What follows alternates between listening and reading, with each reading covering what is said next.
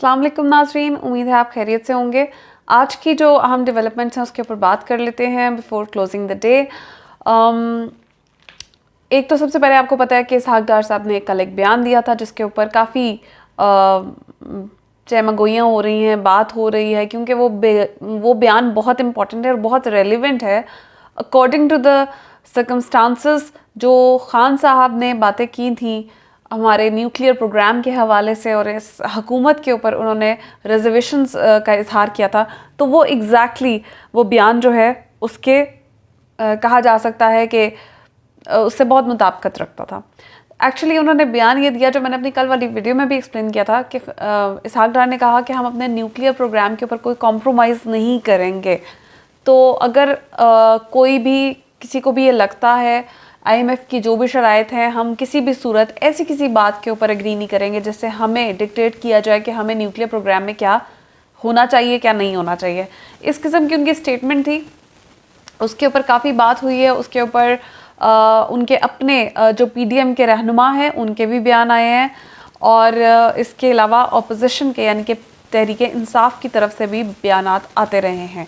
तो इसमें आज इनफैक्ट जो नून लीग के रहनुमा हैं अपने, उन्हें समझ नहीं आ रही कि वो किस तरह इसको डिफेंड करना है बयान को या इसको निगेट करना है बयान को, कुछ समझ नहीं आ रही है। आज किरण नाज के प्रोग्राम में बैठे हुए डॉक्टर अफनान जो नून लीग के रहनुमा हैं और आपको पता है कि वो मुशाहिदुल्लाह खान के बेटे हैं, उन्होंने इस बयान की ना तरदीद की है ना तस्दीक की है। उन्होंने इस बयान के हवाले से उन्हें पूछा गया कि आप इसके बारे में क्या बता सकते हैं कि क्या IMF ने ऐसी कोई शराइत रखी हैं या नहीं रखी, या आपका क्या कहना है, अपनी पार्टी का क्या मौक़िफ़ है कि क्या IMF कोई ऐसी शराइत रख रहा है। तो उन्होंने कहा देखें मैं इसके ऊपर कोई बात नहीं कर सकता, जो इसहाक डार साहब ने कहा है बस वो ठीक है।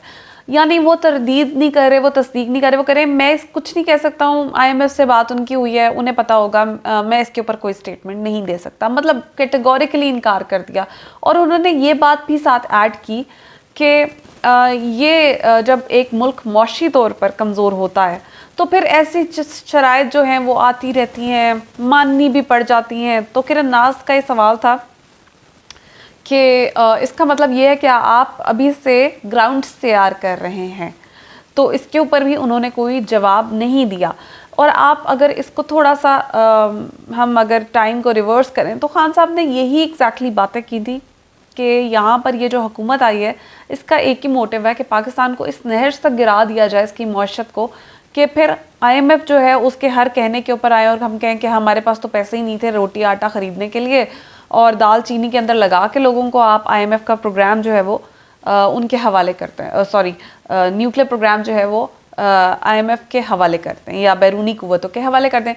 तो ये है एक सिनेरियो जिसके ऊपर अभी डिस्कशन चल रही है और डेली इसके ऊपर बात हो रही है। और आज PDM के रहनुमाओं ने इसकी मुखालफत भी किया कि ये बयान इन्हें नहीं देना चाहिए था इसहाक डार साहब को। तो ये हो गया एक। अब दूसरे ऊपर डेवलपमेंट पे आ जाते हैं। जो वज़ीर तालीम हमारे बहुत ही काबिल, बहुत ही अहल, बहुत ही माशाल्लाह लायक तरीन वज़ीर तालीम राना तनवीर साहब ने आज जो ब्लंडर किया है, actually this is who they are. और इससे पहले हमने ये इन्होंने एक्चुअली क्या किया है वो पहले मैं आपको बता दूँ। इन्होंने एक तकरीब से खिताब करते हुए एक गलीज़ तरीन गाली दी है। गलीज़ तरीन गाली जो हम अमूमन तौर के ऊपर तहजीब याफ्ता घरों में तो एटलीस्ट गाली का कोई कल्चर नहीं है, ठीक है। गाली का कल्चर ज़रूर है, कल्चर तो नहीं कहा जा सकता इसको बाय द वे, लेकिन जो मतलब जिनके, मैं उनके बारे में क्या लफ्ज़ इस्तेमाल करूँ, जिन ख़ानदानों में तमीज़ और तहजीब नहीं सिखाई जाती उन ख़ानदानों में ये आम होता है। लेकिन यहाँ पर हमारे वज़ीर तालीम बच्चों को तालीम दे रहे हैं, एक तकरीब में खड़े होकर वो कह रहे हैं, एक गाली से उनके मुंह से निकली और वो उसके ऊपर उन्होंने अपोलोजाइज़ भी नहीं किया बाय द वे। उन्होंने कोई माफ़ी नहीं मांगी, उन्होंने कुछ नहीं कहा कि ये मेरे से गलती हो गई है या मुझे ऐसा नहीं बोलना चाहिए था या ये गलती से मुंह से निकल गया, मतलब कुछ भी नहीं। आप ये तो हाल सोचे जिस मुल्क के वज़ीर तालीम का ये हाल हो तो फिर वहाँ पे बच्चों को क्या तालीम दी जाएगी, उनको क्या एजुकेशन सिस्टम, उनका क्या मियार होगा। तो ये ये बड़ी ही ये इंपॉर्टेंट चीज़ है और ये नोट करने वाला पॉइंट है। तो ये मैंने ज़रूर आपके साथ शेयर करना था। तीसरी अब बात कर लेते हैं इमरान खान के केसेस से रिलेटेड। खान साहब को आज अदालतों से रिलीफ मिला एक दफ़ा फिर। लाहौर हाई कोर्ट में उनको 8 से 9 मुकदमात में उनको जो है हिफाजती ज़मानत उनकी मंजूर हुई है। साथ ही लाहौर हाई कोर्ट ने तमाम तर के पूरे पंजाब में जितने भी उनके ऊपर मुकदमात हैं तब सबकी तफसीलात उन्होंने मंगल तक मंगवा ली अपने पास। और साथ ही उन्होंने खान साहब की गिरफ्तारी किसी भी केस में करने से मना कर दिया है, रोक दिया है कि उन्हें किसी भी मुकदमे में गिरफ्तार ना किया जाए, मुल्क भर में किसी भी मुकदमे में उन्हें गिरफ्तार ना किया जाए। और मंगल तक उन्होंने तफसीलात मंगवा ली हैं। अच्छा, इस चीज़ के ऊपर ना बड़ा इतराज़ आ रहा है, पीडीएम के लोगों के पेट में दर्द हो रहा है कि ये क्या तरीका है, इन्हें किस लिए इतना ज़्यादा रिलीफ मिल रहा है, ये किस लिए अनोखा लाडला बना हुआ है। आज बयानात, बहुत से लोगों के बयानात आए हैं जिनमें से शर्जील मेमन साहब का तो मुझे पढ़ के बहुत ज़्यादा हंसी आई कि वो किस मुंह से ये बयानात दे रहे हैं कि भाई ये किस लिए अनोखा लाडला बना हुआ है और इसको क्यों रिलीफ मिल रहा है।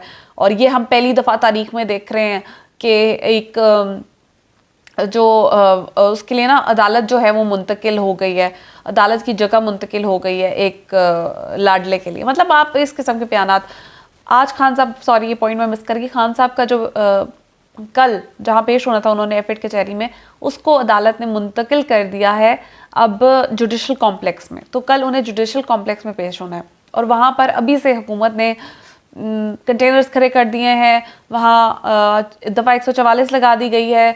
ये भी कहा जा रहा है कि कल क्रैकडाउन किया जाएगा तहरीके इंसाफ के लोगों के ऊपर। तो लेट्स सी क्या होता है। उसके साथ मैं आपको ये बता रही थी कि जो शर्जील मेमन साहब कह रहे हैं कि तारीख में पहली दफ़ा हो रहा है, तो तारीख में पहली दफ़ा ये भी हुआ है कि एक मुलजिम जिसके ऊपर फर्द जुर्म आयद होना था उसको वज़ीर आज़म बना दिया जाता है उसी दिन। तारीख में पहली दफ़ा ये भी हुआ है कि पूरी की पूरी जो मुजरिमों की हुकूमत थी वो आकर पूरी हुकूमत में बैठ गई है और एक सादिक और ईमानदार, सादिक और अमीन सर्टिफाइड इंसान को निकाल दिया गया वज़ीर आज़म के ओहदे से। और वो हुकूमत, तारीख में ये भी पहली दफ़ा हुआ कि वो हुकूमत जो 6% के साथ जीडीपी जिसकी ग्रो कर रही थी उसको निकाल के ज़ीरो के ऊपर खड़ा कर दिया गया। और ये भी पहली दफ़ा हुआ है कि चलते फिरते मुल्क को जो मुश्किल से चलना शुरू हुआ था उसको इस नहज तक पहुंचा दिया गया है कि आज भी मैं खबर पढ़ रही थी कि बाप ने बच्चों को जहर दे दिया, छोटे छोटे मासूम बच्चों को, 2 साल की बेटी मर गई है उसकी, और मासूम बच्चों को जहर दे दिया पानी में मिलाकर, किससे तंग आकर, गुर्बत से तंग आकर।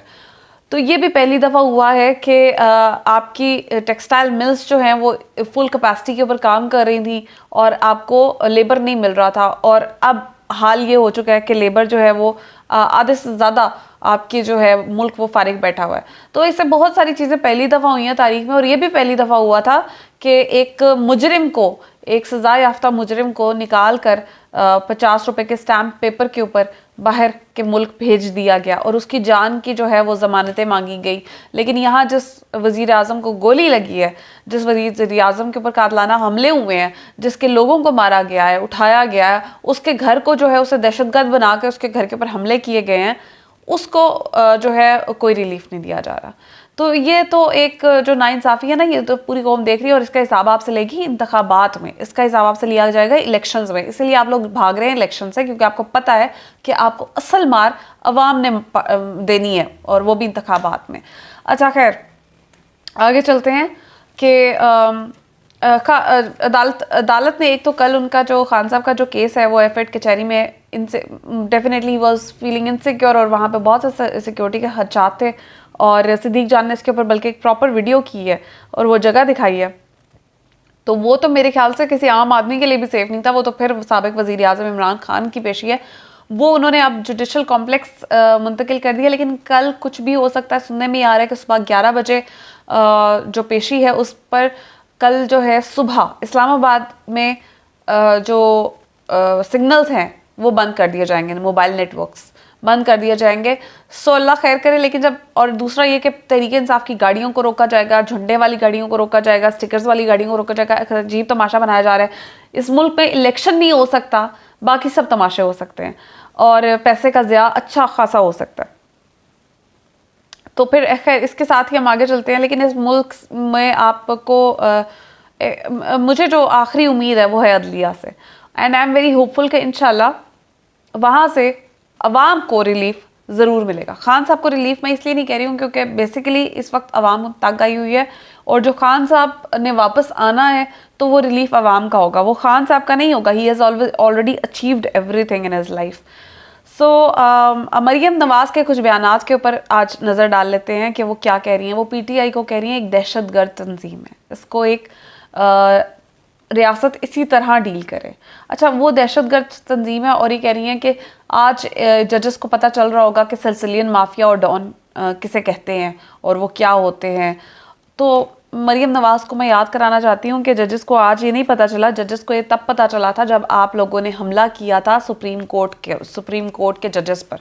आप लोगों ने हमला किया था रियासत पाकिस्तान पर। आपने हमला किया था जिस वक्त मॉडल टाउन में आपने 14 लोगों का कत्ल किया था, तब जजेस को पता चला था कि सिसिलियन माफिया क्या होता है। आपने जो मॉडल टाउन में रियासती दहशतगर्दी की थी और 100 लोगों को ज़ख्मी किया था, तब पता चला था कि सिसिलियन माफिया और डॉन क्या होता है। जब आप लोग यहाँ पर आप लोगों ने मनी लॉन्ड्रिंग आपके सबूत निकले थे, तब लोगों को पता चला और जजेस को पता चला था कि सिसिलियन माफिया क्या होता है।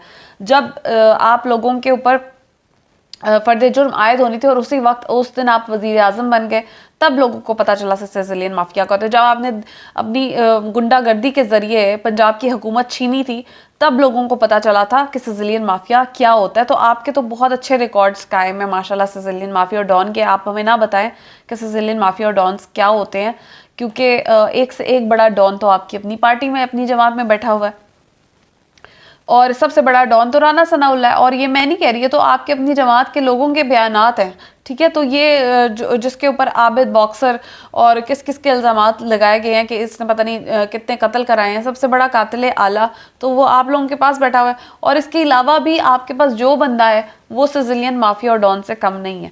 और आप लोगों के रिकॉर्ड्स ऐसे हैं कि अभी गिनवाने शुरू किए जाएँ तो ख़त्म ही ना हो।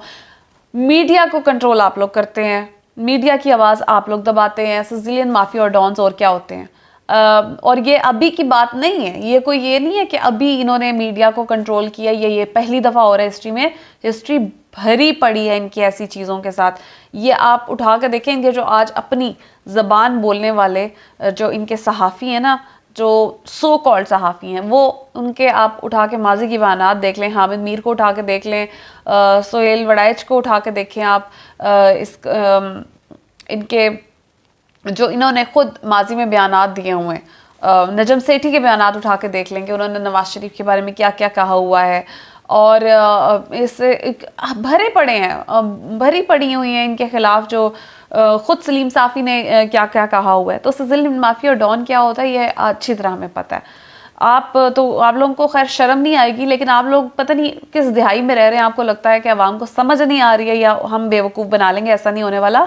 ये डिजिटल मीडिया का दौर है और आवाम का जो शऊर है, अवाम का जो इंटेलिजेंस लेवल है वो आपसे कहीं ऊपर जा चुके हैं, क्योंकि अवाम हिस्ट्री में फ़िक्शन नहीं पढ़ती, अवाम हिस्ट्री में हिस्ट्री पढ़ती है और फिक्शन को फिक्शन की तरह पढ़ती है। खैर आगे चलते हैं। खैर वोट ऑफ नो कॉन्फिडेंस के बारे में भी मरियम बीबी का कहना था कि इसके बड़े फ़ायदे हुए हैं, क्योंकि वो जो 10 साला प्लान था वो फ्लॉप हो गया। बीबी इसके फ़ायदे नहीं हुए, बीबी इसके नुकसान हुए। आपको जो पढ़ाने वाले सिखाने वाले बैठे हुए ना, वो इंतहाई गलत पढ़ा सिखा रहे हैं। आपने अगर ये ना होता और आप आ जाते ना वापस इंतज़ार करके, तो आपको बड़ा फ़ायदा होना था। अब आपको बहुत ज़्यादा नुकसान हुआ है, क्योंकि आप उन लोगों की भी आंखों से पर्दे हट गए हैं जिनकी आंखों पर पर्दे पड़े हुए थे। उन्हें लग पता गया है कि जो आप लोगों ने अवाम का हशर नशर किया है। तो ये आपकी जो गलत फहमी है ना, ये इलेक्शंस में अच्छी तरह अवाम आपको धो धो के बताएगी। और आपकी जो सियासत है वो हमेशा के लिए दफन हो चुकी है, तो इसका आपको सिर्फ नुकसान ही हुआ है। वीडियो काफ़ी लंबी हो गई है और भी इसके अलावा भी बहुत अहम अपडेट्स हैं जिसके ऊपर बात करेंगे, लेकिन उसके ऊपर कल बात करेंगे। जिन्होंने चैनल सब्सक्राइब नहीं किया वो याद से सब्सक्राइब कर लें। और अब तक के लिए इतना ही, अपना ख्याल रखिएगा। पाकिस्तान जिंदाबाद।